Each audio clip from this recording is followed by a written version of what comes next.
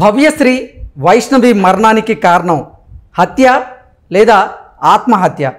ఒకవేళ హత్య అయి ఉంటే ఆ హత్యకి దారితీసినటువంటి కారణాలేంటి?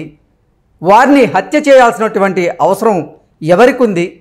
వారి హత్యకు అసలు తెర వెనక ఏం జరిగింది అనే అంశాలకు సంబంధించి మనతో మాట్లాడేందుకు ప్రముఖ సామాజికవేత్త, ప్రముఖ రాజకీయ విశ్లేషకులు కృష్ణకుమారి గారు మనతో ఉన్నారు. మేడంతో మాట్లాడదాం. మేడం నమస్తే. మేడం నమస్తే.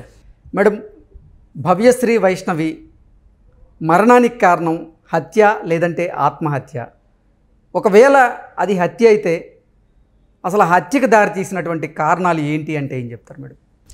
ఇప్పుడు హత్య ఆత్మహత్య అని తేల్చవలసింది పోలీసులు. మరి అది అలా తేలుతుందా తేలదా? లేదు అనుకుంటే ఇది ఒక ఆయేషా మీరా కేసులాగా ఒక చిక్కుముడిలానే మిగిలిపోతుందా?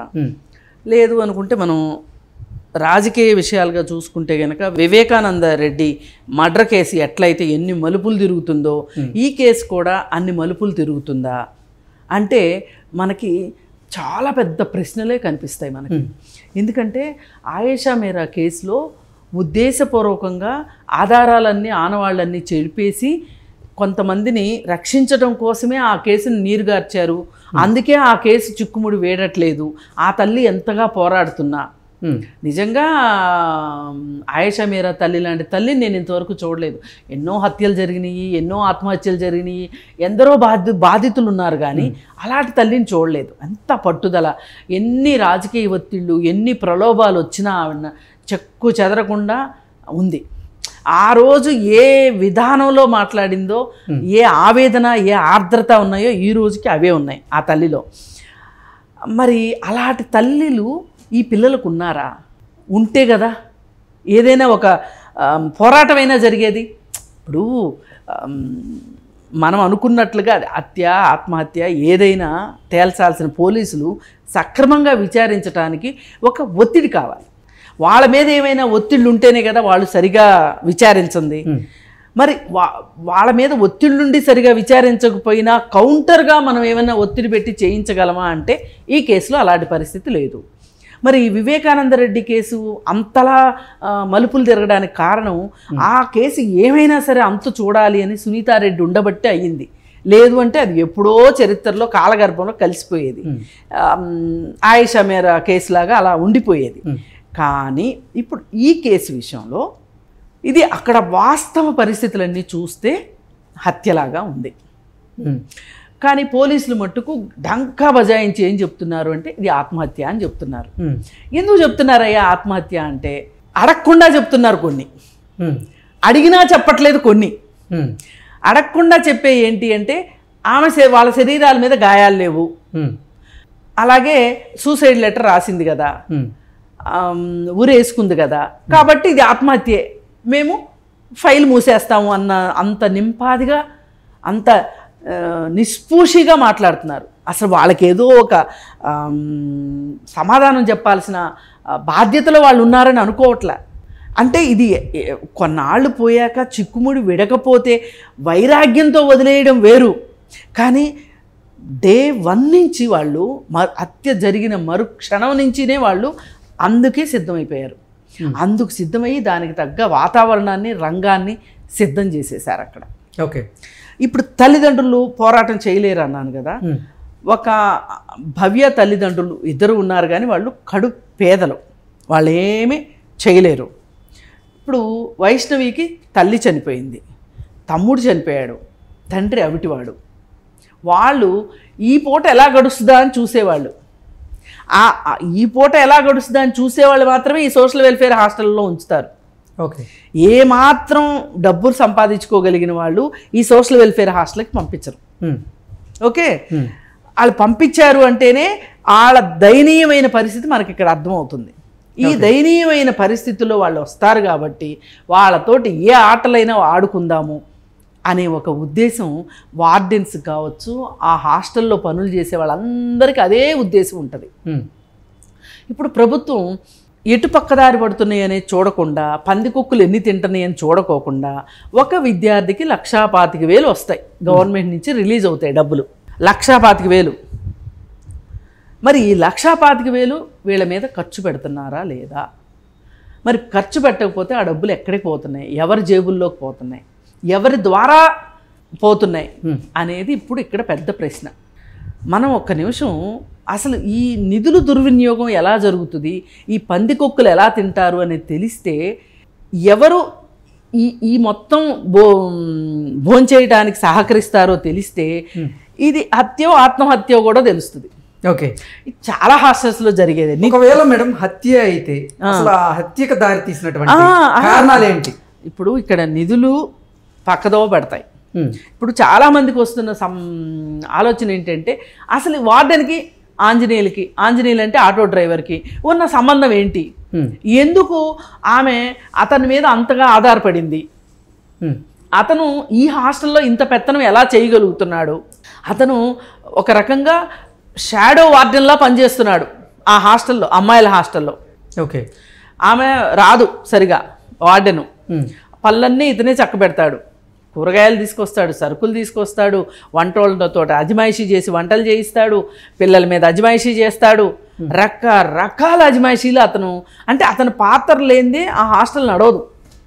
ఓకే, ఈ పరిస్థితులు అక్కడ ఉన్నప్పుడు, ఈ నిధులు పక్కదారి పట్టే పరిస్థితులు ఉన్నప్పుడు, పక్కదారి అంటే అతను ఒక్కడే తీసుకుని వెళ్తే వార్డెన్ చూస్తా ఊరుకోదు కదా, వార్డెన్ తినాలి, ఇలాంటి సరఫరాదారుడు తినాలి, ఆమె పయ్యోళ్ళు తినాలి, ఆమె కిందోళ్ళు తినాలి, వీళ్ళందరూ భోంచేయగా మిగిలిన డబ్బులు వాళ్ళ మొహానేస్తారు. ఇది హాస్టల్స్లో ఉండే పరిస్థితి.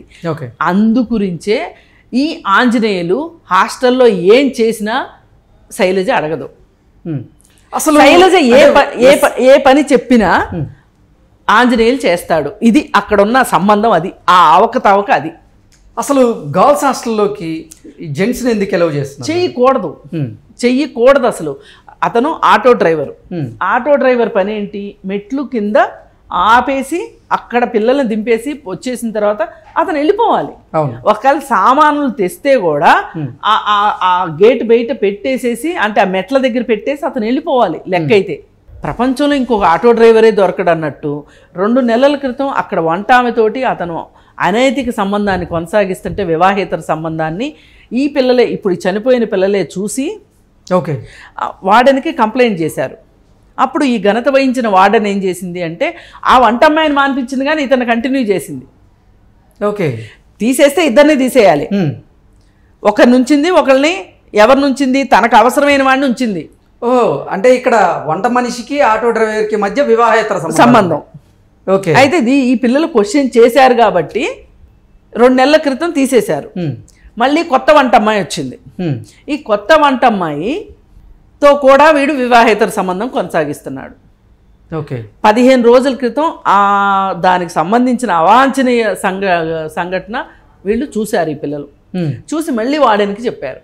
ఓకే, చెప్తే మీకు పద్దాక ఇదే పని, అందరి మీద కంప్లైంట్లు చెప్పటమేనా, పోయినసారి మీరు చెప్తేనే కదా వంటమ్మాయిని తీసేసింది, మళ్ళీ కంప్లైంట్ చెప్తున్నారు ఏంటి అని చెప్పి వీళ్ళని గదమాయించింది ఆవిడ. ఆ రోజు నుంచి ప్లాన్ ఆఫ్ యాక్షన్ స్టార్ట్ అయిపోయింది. మేడం, అంటే వీళ్ళిద్దరు హత్యకి ఈ వంట మనిషికి ఆటో డ్రైవర్కి ఉన్న వివాహేతర సంబంధం కూడా ఒక కారణం అయ్యి ఉండొచ్చా? ఖచ్చితంగా. అసలు అదొక్కటే కాదు, ఆ హాస్టల్ నేను మొదట్లో ఆ నిధులు పక్కదావ పట్టడం గురించి చెప్పింది అందుకే. వాడు ఎంత బలీయమైన పాత్ర పోషిస్తున్నాడు అక్కడ వాడు ఎంత పాతుకుపోయాడు అనేది తెలియాలని నేను నిధుల గురించి చెప్పింది మీకు. ఓకే, ఇప్పుడు ఏ హరిహరాదులు అడ్డొచ్చినా సరే శైలజ ఆంజనేయుల్ని ఏమీ అనదు. ఎందుకంటే ఆంజనేయులతోనే పనులన్నీ చక్కబెట్టిస్తుంది ఆవిడ తక్కువ వస్తుంది, ఎక్కువ పని వాళ్ళతో చేయిస్తుంది, ఆంజనేయులతో చేయిస్తుంది. మీరు షాడో వార్డెన్ అండి ఆంజనేయులు. వంట వాళ్ళ మీద పెత్తనం వాడిదే, పిల్లల మీద పెత్తనం వాడిదే, హాస్టల్లో బయట నుంచి ఏం రావాలన్నా వాడే, బయటికి ఏం వెళ్ళాలన్నా కారణం వాడే. అయిపోయింది కదా.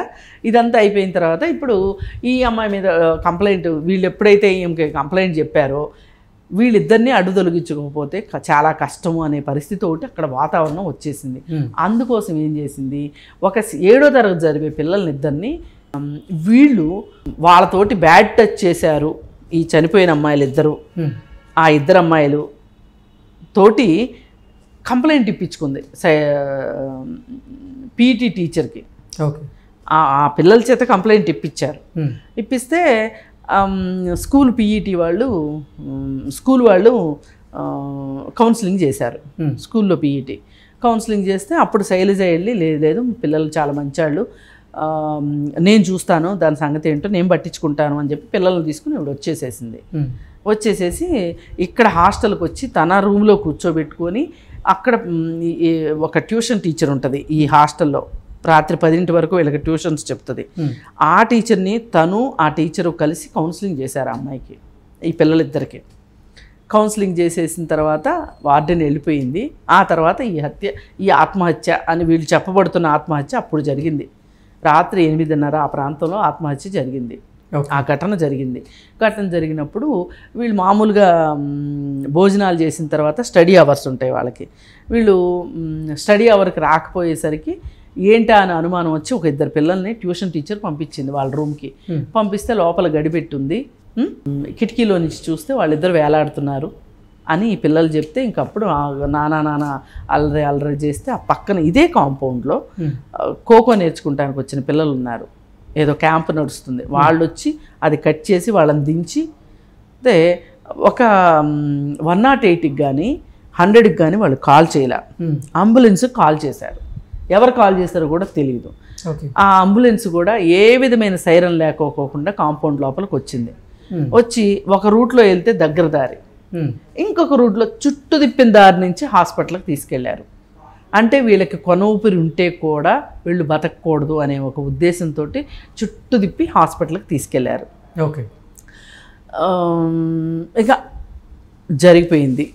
ఇప్పుడు ఏంటి సంగతి, పోస్ట్ మార్టం ఏంటి, ఈ పిల్లల బాడీలు వాళ్ళ పేరెంట్స్కి అందించడం ఏంటి, ఇవన్నీ జరుగుతూ ఉంటే వీళ్ళు ఈ తల్లిదండ్రులు వీళ్ళ మీద కంప్లైంట్ చెప్పారు. చెప్తే వీళ్ళని ఏమీ అనకుండా ఎవరైతే రాస్తారోకో చేస్తున్నారో వాళ్ళని అరెస్ట్ చేస్తామని పోలీసులు బెదిరించి వాళ్ళని చెదరగొట్టేశారు. ఇది అక్కడ జరిగింది. ఇప్పుడు సరే ఇదంతా జరిగింది, మేము వెళ్ళి నిన్న చూసాం. అక్కడ హాస్టల్కి వెళ్ళి చూస్తే ఆ హాస్టలు సీసీ కెమెరా లేదు, ఓకే, పనిచేయట్లా, ఎప్పటి నుంచో పనిచేయట్లా. అక్కడ ఏమంటారు, సెక్యూరిటీ గార్డ్ లేరు. సెక్యూరిటీ ఎవరంటే 60 ఏళ్ల ముసలమ్మ, తంతెపడేలా ఉంది, కూర్చుంటే లేవలేదు, నుంచుంటే కూర్చోలేదు అన్న పరిస్థితిలో ఉంది. అది కూడా ఆమెను పెట్టి కూడా 2 నెలలే, అంతకుముందు అసలు ఇది కూడా లేదు. అది అయిపోయిన తర్వాత ఆ కాంపౌండ్ మొత్తం ఎలా ఉంది అంటే అది హాస్టల్కి పనికొచ్చే ప్లేస్ కాదు. అక్కడ ఒక ఐటీఐ కాలేజ్ ఉంది, 4 కాలేజీలు నడుస్తున్నాయి ఆ కాంపౌండ్లో.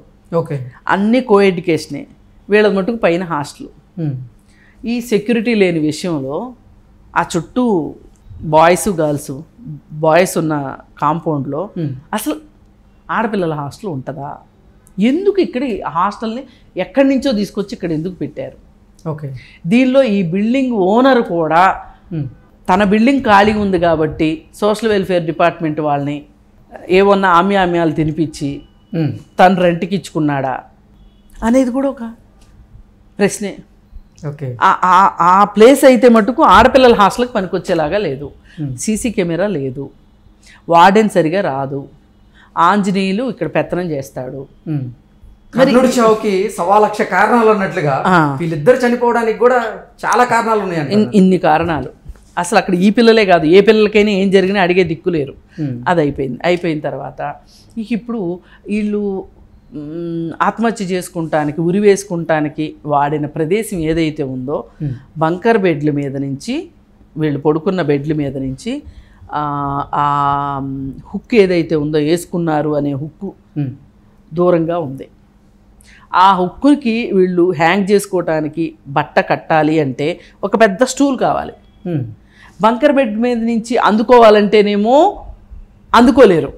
ఓకే, ఇప్పుడు 2 కాళ్ళు ఈ బంకర్ బెడ్ మీద పెట్టి వాళ్ళు ముందుకు వంగి వెయ్యాలి అందులోకి. ఆ హుక్ ఏమన్నా పెద్దగా ఉందా అంటే చిన్న హుక్కు. ఆ హుక్కులోకి ఈ బంకర్ బెడ్ మీద నుంచి క్లాత్ వేయడం అనేది అసంభవం. ఇలా ఉంది. అది మాకు మొదటగా వచ్చిన అనుమానం అది. ఓకే, ఆ తర్వాత 2 ట్రంక్ పెట్లు ఉన్నాయి అక్కడ. ఆ 2 ట్రంక్ పెట్టులో వీళ్ళ సామాన్లు ఉన్నాయి, ఈ పిల్లల సామాన్లు. దానిలో బోలెడని డైరీ మిల్క్ చాక్లెట్ల ర్యాపర్స్ ఉన్నాయి. అవి ఎవరు తిన్నారు? వీళ్ళే తిన్నారా? వీళ్ళే తింటే ఆ రేపర్స్ని ఎందుకు దాచుకున్నారు? బాడీ స్ప్రే ఒకటి, ఐస్ క్రీమ్ బాక్సులు, ఆ పుల్లల మీద డేట్లు అవన్నీ ఉన్నాయి. అంటే సేమ్ థింగ్స్ ఈ రెండిట్లో ఉన్నాయి. ఓకే, వాటిని ఓపెన్గా పెట్టారు. రండి బాబు రండి చూడండి అని ప్రదర్శనకి. అంటే అసలు ఆ పిల్లల బాక్సుల్ని అంత ఓపెన్గా పెట్టాల్సిన అవసరం ఏంటి? అసలు ఇప్పుడు అక్కడ ఆత్మహత్య కావచ్చు, హత్య కావచ్చు, ఆత్మహత్య కావచ్చు, జరిగిన ప్రదేశాన్ని ఎందుకు సీజ్ చేయలేదు? ఇది కదా ఎవరికైనా రావాల్సిన ప్రశ్న. లేదు, పోలీసు ఆయన్ని అడిగితే మొన్న ఎప్పుడో జరిగితే ఎన్ని రోజులు మూసుంచమంటారో అని అడిగాడు ఏసీపీ మమ్మల్ని. అందరూ ఒకటే పాట, ఈ పిల్లలు ఏదో మంచి పిల్లలు కాదు అని ఎస్టాబ్లిష్ చేయాలని కొంతమంది పనిగట్టుకుని ఉన్నారు. కొంతమంది ఏమో ఈ పిల్లలు మంచోళ్ళే, వాడెను మంచిదే, ఆంజనేయులు అందరూ మంచోళ్ళే. ఎలా జరిగిందో ఎవరికీ తెలియదు. ఆ లేఖలో అంటే లభ్యమైనటువంటి ఆ లేఖలో ఉన్నటువంటి రాత మా పిల్లలది కాదు అంటూ చనిపోయిన వాళ్ళే తల్లిదండ్రులు ఏమో చెప్తూ ఉన్నారు. ఇప్పుడు ఆ పిల్లలదే అని అంటానండి నేను, ఆ పిల్లలదే అంట, కానీ భయపెట్టి రాయించలేరా? ఓకే, బలవంతంగా భయపెట్టి రాయించు. వివేకానంద రెడ్డి రాయలా లెటర్? ఆయన దస్తూర్ అనే తేలిందిగా. ఇప్పుడు కూడా పెడితే ఫోరెన్సిక్లో పెడితే వాళ్ళ దస్తూర్ అనే వస్తుంది. కానీ ఎవరైనా చనిపోదలుచుకున్నప్పుడు అమ్మ నన్ను క్షమించను, లేకపోతే అక్క నన్ను క్షమించను, కుటుంబానికి నేను నా మీద ఎన్నో ఆశలు పెట్టుకున్నారు, నేను చచ్చిపోతాను ఎట్లా రాస్తారు తప్పితే మా వార్డెన్ మేడం మంచిది, మా వార్డెన్ మేడం మంచిది, మా వార్డెన్ మేడంని ఏమీ అనకండి, ఇలా ఈ పాట పాడతారా ఎవరన్నా? వాళ్ళు ఎంత ఆత్మహత్య చేసుకోవాలి అంటే ఎంతకి ప్రిపేర్ అయ్యి ఉంటారు వాళ్ళు, ఎంత ప్రిపరేషన్ లేకపోతే ఆత్మహత్య చేసుకుంటారు వాళ్ళు. కౌన్సిలింగ్ మీరు సరిగా చెయ్యకపోవటం వల్ల మనస్తాపం చెందైనా చేసుకుని ఉండొచ్చు. అసలు మిమ్మల్ని ఎవడు కౌన్సిలింగ్ చేయమన్నాడు? అసలు మీరు అథారిటీయే కాదు కౌన్సిలింగ్ చేయడానికి. సిడబ్ల్యూసి వాళ్ళని పిలవాలి, చైల్డ్ వెల్ఫేర్ కమిటీ వాళ్ళని పిలవాలి. పిలిస్తే వాళ్ళు వచ్చి వాళ్ళ దగ్గర క్వాలిఫైడ్ కౌన్సిలర్స్ ఉంటారు నాలాంటి వాళ్ళు, కూర్చొని మేము ఇచ్చేవాళ్ళం కౌన్సిలింగ్, మాట్లాడతారు. అట్లాంటి ఏమీ చేయలేదు. ఇలా ఎన్ని రకాలు అంటే అన్ని రకాలు ఉన్నాయి. కాకపోతే ఒక్కటే, ఇంత పెద్ద పోలీసులు అక్రమం కావచ్చు, పోలీసులు జవాబుదారీతనం లేకపోయినా కానీ, హాస్టల్ పరిస్థితులు ఇలా ఉన్నా కానీ, ఏమున్నా ఒక చిన్న చిరు ఆశ ఏంటి కనిపించింది అంటే, మేము చివరిలో కలెక్టర్ని కూడా కలిసి వచ్చాం. ఆ కలెక్టర్ మట్టుకు చాలా బాధగా స్పందించాడు. అది మేము ఏ ఉద్దేశంతో అక్కడికి బాధతో వెళ్ళామో అదే బాధ ఆయన పడుతున్నాడు. అది మేము చెప్తున్న పాయింట్లన్నీ, మాకున్న అనుమానాలన్నీ మేము చెప్తూనే అన్నీ రాసుకున్నాడు ఆయన. ఓకే, అడిషనల్ కలెక్టర్ ఇద్దరు ఉన్నారు. మరి వాళ్ళ వల్ల ఏమైనా మంచి జరుగుతుంది అని నిన్న వార్డెన్స్ మీటింగ్ పెట్టి, వార్డెన్స్ మీటింగ్లో కూడా ఆమె అదే పాట పాడుతుందంట, ఆంజనేయులు చాలా మంచోడు, ఆంజనేయులు చాలా మంచోడు అని మాట్లాడుతుంటే, ఆంజనేయుల మీద ఇంతవరకు ఏమీ చర్యలు లేవు కానీ ఆవిడ మట్టుకు సస్పెండ్ చేశారు. ఇవి తూతూ మంత్రంగా జరిగే విషయాలు. సస్పెండ్ అవటాలు, 6 నెలల లోపల ఆవిడ మీద ఛార్జ్షీట్ పడలేదనుకోండి, ఆ సస్పెన్షన్ రివోక్ అయిపోతుంది. ఓకే, అంతా కథ మామూలుగానే ఉంటుంది. అసలు మొన్నటి నుంచి మీడియా వాళ్ళు కాస్త హడావుడి చేయబట్టి, నిన్న జేఏసీగా మేము వెళ్ళబట్టి ఈ కేసు ఇంకా సజీవంగా ఉంది. లేకపోతే ఈ పాటికే అయిపోయింది, అక్కడ మూసేసేవాళ్ళు మొత్తం. ఎందుకంటే పోలీసు సాక్షాత్తు ఏసీపీ అట్లా మాట్లాడుతుంటే ఇంకేం మాట్లాడతాం? మీరు వెళ్ళి చూసారా అండి అని అడిగా, వెళ్ళలేదు అన్నాడు ఆయన సింపుల్గా. అంటే వాళ్ళకి 2 పాపలు చచ్చిపోతే మేము వాళ్ళకి ఎక్కలా, అదే 2 డబ్బులున్న వాళ్ళ పిల్లలు చచ్చిపోనివ్వండి, ఇలాగే ఉంటుందా వాళ్ళ స్పందన? ఇది మన ముందున్న సమాజం ముందున్న ప్రశ్నలు ఏంటంటే ఇవి. అసలు సోషల్ వెల్ఫేర్ హాస్టల్కి వెళ్ళి పిల్లలు చదువుకుంటున్నారు అంటేనే, వాళ్ళు ఎంతో దయనీయమైన పరిస్థితి ఉంటేనే సోషల్ వెల్ఫేర్ హాస్టల్కి వెళ్తారు. లేదు అంటే వాళ్ళకి ఇళ్ళ దగ్గర ఉంటే వాళ్ళని రక్షించుకోలేక బాల్య వివాహాలు జరిగేది అందుకే. ఇప్పుడు రేపొద్దున ఏ ఇంట్లో నుంచైనా ఆడపిల్లని ధైర్యంగా హాస్టల్కి పంపిస్తారా? మళ్ళీ పరిస్థితులన్నీ తిరోగమనమే కదా. ఫస్ట్ జనరేషన్ పిల్లలు చదువుకోవటానికి వచ్చారు, వాళ్ళు చదువుకుని కొంచెం జనజీవన స్రవంతిలోకి కలవాలి కదా, వాళ్ళ అస్తిత్వాన్ని నిలబెట్టుకోవాలి కదా. అలాంటి దానికి దేనికి ఆస్కారం లేకుండా చేస్తున్నారు. సోషల్ వెల్ఫేర్ డిపార్ట్మెంట్ మొత్తం గబ్బు పట్టిపోయింది. అది గబ్బు పట్టిపోవటానికి చాలా కారణాలు ఉన్నాయి. ఈ 10 సంవత్సరాలు టీఆర్ఎస్ ప్రభుత్వం తీసుకున్న నిర్ణయాలు కూడా ఒక కారణం దీనికి. ఇప్పుడు వాళ్ళు అలా చేశారు, వీళ్ళేమో ఉదాసీనంగా ఉన్నారు. ఇప్పుడు ఈ జరిగిన దానికి, ఈ హత్య విషయం ఆత్మహత్య ఏదో తేల్చి దోషులు ఎవరన్నా ఉంటే వాళ్ళని శిక్షించి, ఆత్మహత్య అయితే కూడా దోషులే ఇందులో. ఎందుకంటే అంత చిన్నపిల్లలు ఎందుకు ఆత్మహత్య చేసుకుంటారు? వాళ్ళకి ఏమంతా భూమి మీద భారం అంతా వాళ్ళ నెత్తి మీద ఉండి చచ్చిపోయారా? వాళ్ళు ఎందుకు చచ్చిపోయారు? ఆ పరిస్థితులు ఏంటి? అవైనా అనలైజ్ చేయాలి. సరే, అది అయిపోయిన తర్వాత ఇప్పుడు మనకి సమాజం ముందు సోషల్ వెల్ఫేర్ హాస్టల్స్లో పరిస్థితులు ఎట్లా ఉన్నాయి అనేది ఒక టైం బాంబ్ లాగా మన ముందు ఉంది. ఇప్పుడు ఇది ప్రభుత్వాలు అర్థం చేసుకుని ఈ సోషల్ వెల్ఫేర్ డిపార్ట్మెంట్ మొత్తాన్ని ఆ మడ్డిని మకిల్ని కడిగి ప్రక్షాళన చెయ్యకపోతే అసలు నిధులా ఉన్నాయి. తినేవాళ్ళు తింటున్నారు, అసలు వెళ్ళవలసిన వాళ్ళకి అది వెళ్ళట్లేదు. ఇవి పరిస్థితులు. కూలంకషంగా చూసుకుంటే రేవంత్ రెడ్డి గారి ప్రభుత్వం మీద ఈ రోజు గురుతరమైన బాధ్యత ఉంది. ఇప్పుడు ఆయన 6 గ్యారెంటీలు అన్నాడు. అసలు 6 గ్యారెంటీలు కాదు, ఈ సమాజం ముందు 66 గ్యారెంటీలు ఉన్నాయి. వాళ్ళు ఏదో 6 అన్నారు, బాగుంది. అసలు నన్ను అడిగితే 66 గ్యారెంటీలు కావాలి వాళ్ళ సమాజానికి. ఆ 66 గ్యారెంటీల్లో ఈ సోషల్ వెల్ఫేరు సంబంధించి దాన్ని మేము ప్రక్షాళన చేస్తామనో, లేకపోతే పునర్నిర్మిస్తామనో, ఎస్సీ ఎస్టీ బీసీలకి న్యాయం చేస్తామనో ఉద్దేశం కనుక రేవంత్ రెడ్డి గారికి లేకపోతే ఇప్పుడు ప్రస్తుతం సీఎంకి, ఆయన 10 ఏళ్ళన్నా ఉన్నాడు, ఈయన 5 ఏళ్ళు కూడా ఉన్నాడు. అసలు అంటూ కూల్చేస్తాం అని చెప్తున్నారు కదా. ప్రభుత్వాలు ఇలాంటి విషయాలకి కూలిపోవాల్సింది, అంతేగాని మీ అత్యాశలకు కాదు ప్రభుత్వాలు కూలిపోవాల్సింది.